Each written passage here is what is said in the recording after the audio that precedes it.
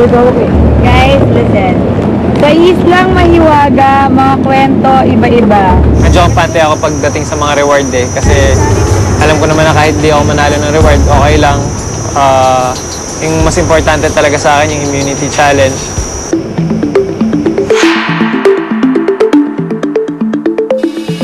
Para sa ating reward challenge, ikikwento ko sa inyo na isang beses ang sumpa ng Isla ng Langkawi.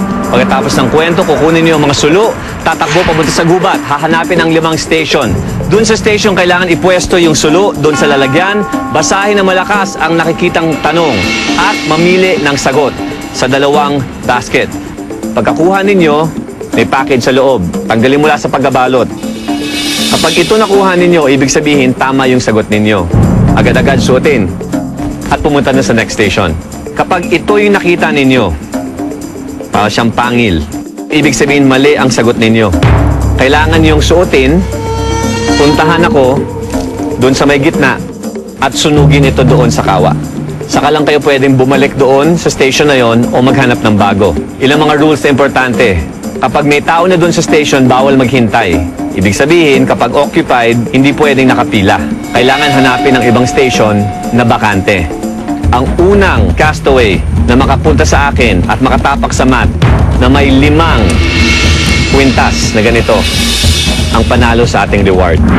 Ang mananalo sa ating reward challenge ngayon, magpapadala kami ng 50,000 pesos sa inyong mahal sa buhay sa Pilipinas. Karapat-dapat bang ipaglaban yon?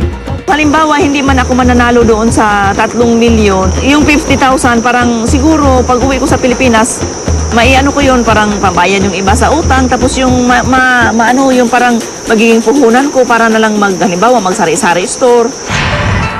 Kakwento ko sa inyo ang sumpa ng Isla ng Langkawi. Mahigit 200 taon nang nakararaan mula nang merong mag-asawang Mac Andam at Pandak Maya. Nananalangin sila na sana magkaroon sila ng supling. Pagkatapos ng mahabang panahon, biniyayaan sila ng isang babae. Ang pinangalanan nilang Masuri.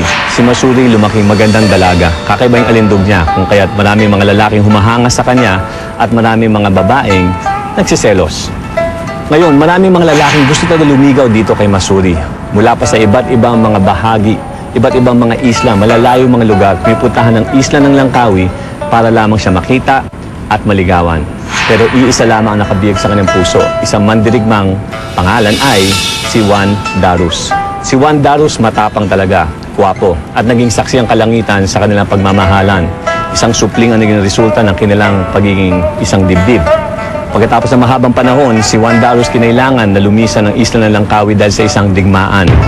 Dahil dito nakakita ng pagkakataon ng pinuno ng Isla ng Langkawi na ligawan itong si Masuri na matagal na niyang minamata. Itong pinuno talagang mapusok at hindi siya tumigil, pero si Masuri hindi siya pinapansin. Pero yung asawa ng pinuno ng Isla ng Langkawi na si Juan Mahora, matindi ang pagsiselos. Kung kaya't ang ginawa niya, ipinagkalat niya sa kanyang tribo na itong si Masuri ay nakikiapid sa kanyang asawa. Nung panahon na yon, ang pakikiapid ay isang krimen. Kung kaya't pinuntahan siya sa kanyang bahay, kinaladkad si Masuri, hinubaran, itinali sa puno. Humingi siya ng awa, pero imbis na awang kapalit, ay naging bato at sibat. Nagulat ang lahat dahil walang epekto ang mga ito kay Masuri. Pumunta sila sa bahay, hinalughog at may nakita silang espada. Isang mahiwagang espada. Ipinakita ito kay Masuri. Halatang halata ang pangangamba sa kanyang mukha. Nagdilim ang paligid, kumulog, kumidlat. Pero hindi natinig si Juan Mahora. Kinuha niya ang espada at agad-agad itinalak sa puso ni Masuri. Puting dugong dumaloy, sumisimbolo sa kanyang pagiging isang inosente. At sa kanyang mga huling hininga, nasambit niya ang isang sumpa.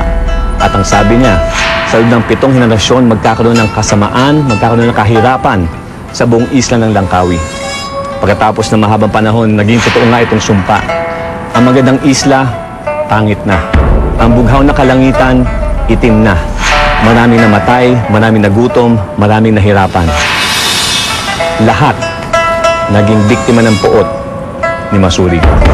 Pagkatapos na mas mahaba pang panahon, ang gobyerno ng Isla ng Langkawi ay hinanap ang mga kaanak ni Masuri at isa nga ang kanilang natagpuan, ang apo niya na si Aisha. Kamukhang kamukha ni Masuri itong si Aisha. At nung makita ang kanyang mga kaanak, inimbita lahat para pumunta doon sa Isla ng Langkawi para mamatay ang sumpa. At yan ang kwento ng sumpa ng isla ng Langkawi. Survivors ready? Ready.